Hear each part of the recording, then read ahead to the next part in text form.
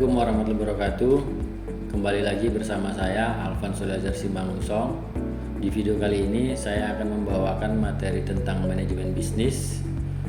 Dalam manajemen bisnis ada 3 materi yang akan saya sampaikan, yaitu yang pertama intermediate management skill, yang kedua sistem perencanaan dan pengendalian perusahaan, yang ketiga intermediate problem solving dan decision making. Untuk materi yang pertama yaitu intermediate management skill. Dalam suatu organisasi, manajer adalah sosok yang berpengaruh pada kinerja timnya. Salah satu yang dibutuhkan oleh seorang manajer adalah manajemen skill.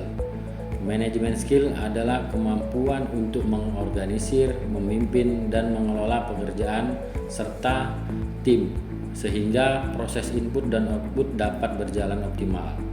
Seorang manajer harus mampu mengelola berbagai sumber daya seperti sumber daya manusia, sumber daya keuangan, aset fisik, dan informasi melalui tahapan perencanaan dan pengambilan keputusan, pengorganisasian, memimpin, controlling, sehingga mampu mencapai efisiensi dan efektivitas, yakni efisiensi menggunakan sumber daya dengan bijak, hemat biaya, dan efektif dalam membuat keputusan yang tepat dan berhasil penerapannya.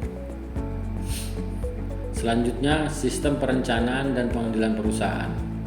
Dalam kaitannya mengelola berbagai sumber daya hingga mampu mencapai efektivitas dan efisiensi, maka diperlukan sistem perencanaan dan pengendalian perusahaan melalui kontrol anggaran.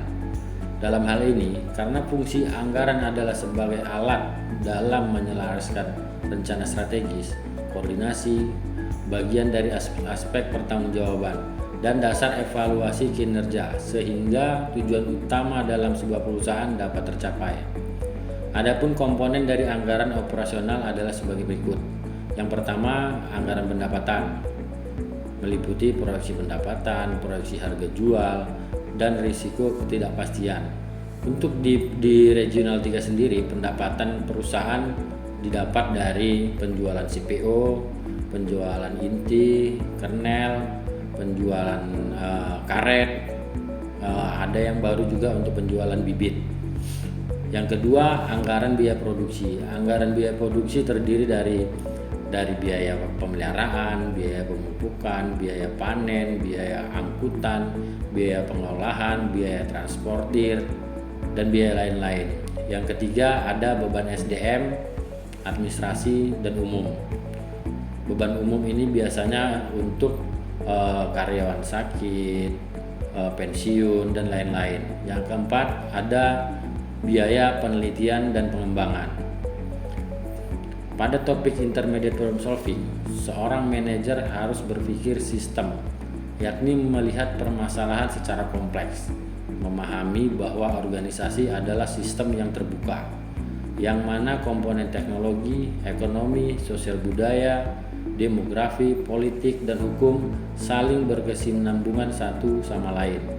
Selain itu, seorang manajer harus mampu menentukan skala prioritas masalah berdasarkan jangka waktu, jangka panjang berupa perencanaan strategis, jangka menengah berupa perencanaan taktis, dan jangka pendek berupa perencanaan operasional.